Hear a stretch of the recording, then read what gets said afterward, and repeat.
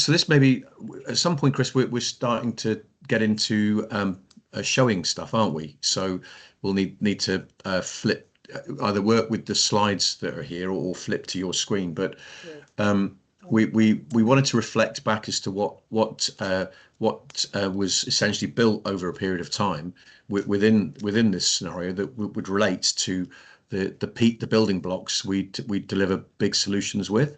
Do you want to talk to that, or is there another slide here we can open up, or shall I share my screen? I'm open, whichever way is easier. I think we can also add in stuff from the model as we go along. Just say if you want to take control of the screen, just say, and you can show stuff live. But does this slide work for you, Chris? Can we talk to this? Yeah. And Sharifa, this might show the mapping between what we saw of your case study versus what we think is in big. There's quite a bit on it, but maybe Chris, just go through the essence of it. Yeah. So I think these represent the sort of standard big components that we recognize in the big BOK and looking at it. And this slide here was an attempt to map what we were doing with XYZ largely onto, and to show perhaps the progress as we've gone through that implementation to where we were in terms of having a big solution in place, if you like. So a strategy information model, which represented the various strategic objectives, etc.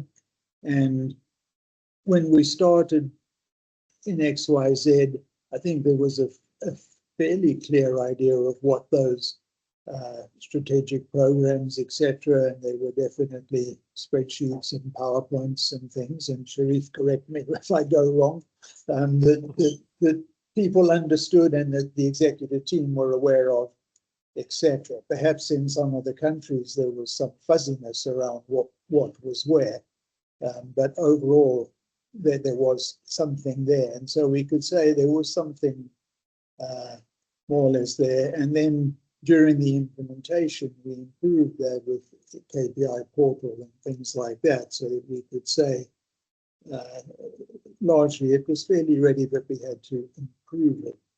In terms of reviewing that strategy, a strategy operating model, and a way that we could make sure we were collecting and reviewing and updating that strategy, already that process was in place. It was very manual, and the key issue was in getting the data in to support the decision making in that process.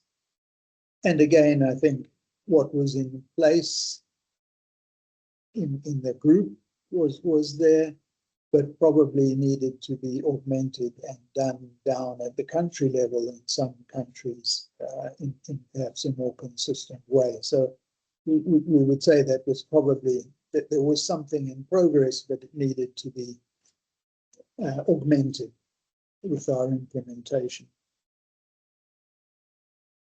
And then in terms of the operating governance, there are a number of components we look at, and of course, governance being one of them.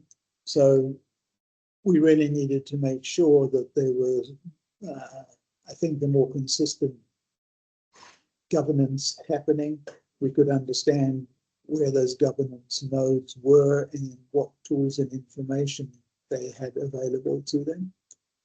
In terms of the organization, the structure was pretty clear, new, but and so I think there was a lot in place there, but probably needed to be updated and augmented in terms of reporting structure and granularity, and perhaps horizontal reporting, perhaps.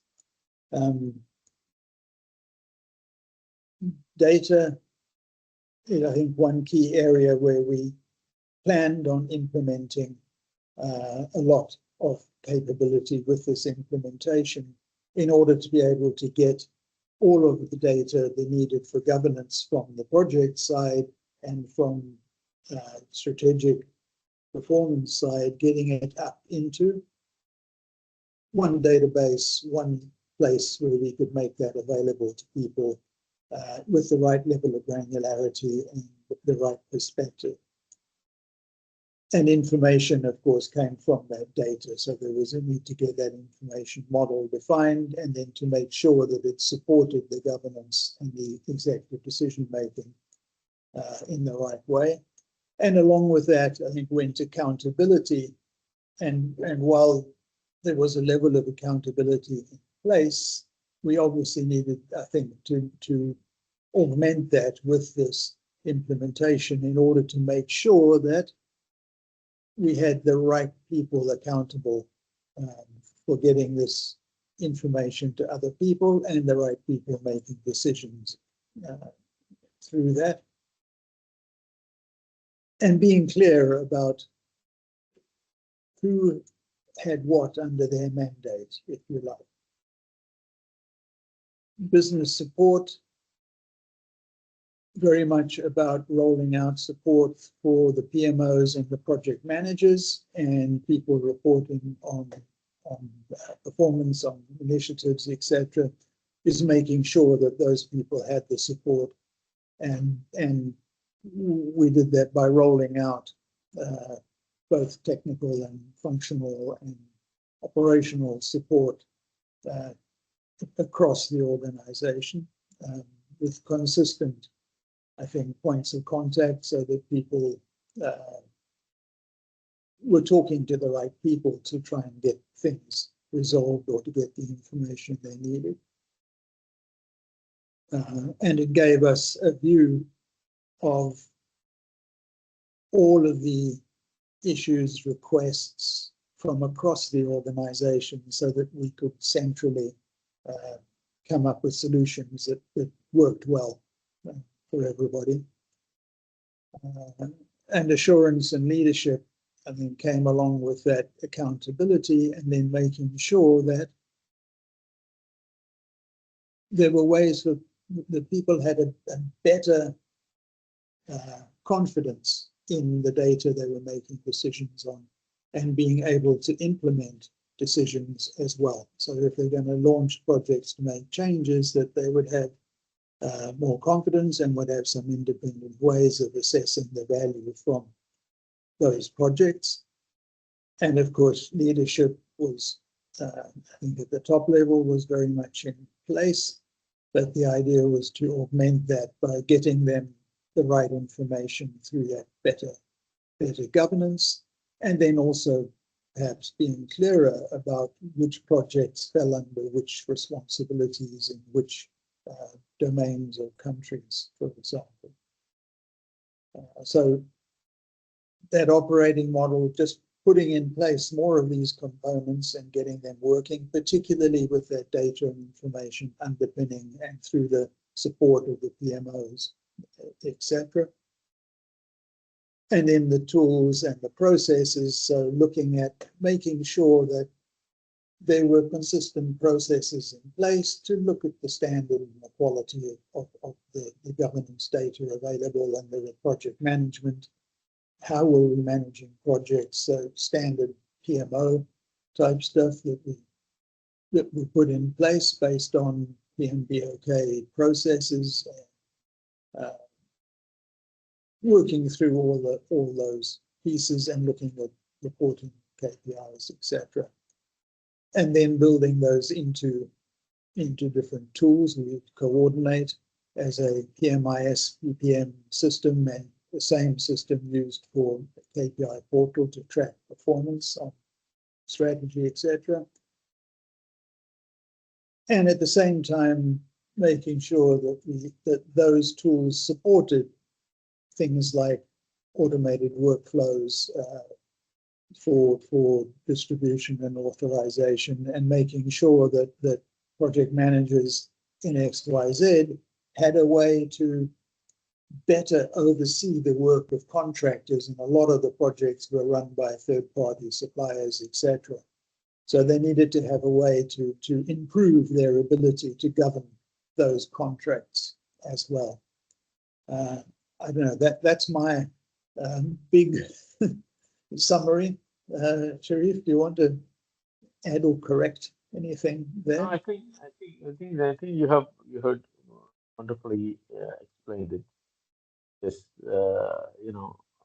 the actually the presentation layer at the end of the day that helped the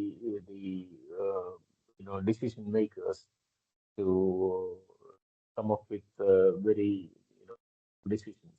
Basically, all the data coming from various OpCos are captured in the PMOs of their OpCos, and that then transferred into the group PMO where these KPI dashboards and stuff like that coming in, and that showed the real picture of things. Even though I said that everything was perfect in the project, I may be lying to myself. There are features, but overall the idea was to capture those realistic and truthful data as it is from the OpCos without much manual manipulation into the data, so that it reflects the reality at the other end. That actually was happening in the organization, and that actually helped the organization to grow very fast and without much problems when we look into the overall operation of the organization and overall growth that the organization has achieved in the marketplace. Thank you. Yeah, I think the automation was a key part of that, with rolling data up reliably. So collecting it with the processes, making sure we collected the right data in the first place, and then allowing the automation to roll it up. I think that took a lot of work off Sharif in the IT PMO and trying to get data from project managers around the world. Some 650 of them, something. Yeah.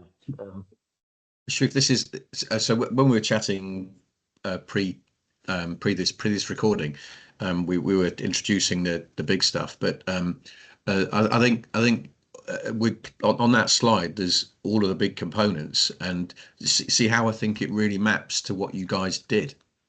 And if we're talking to a new organization, if we can explain to them these are the pieces that you need to attend to, well, you did them. You did all of them by the sound of it. Yeah. Yeah. And we did all of them, and we showed them without this way you cannot achieve success.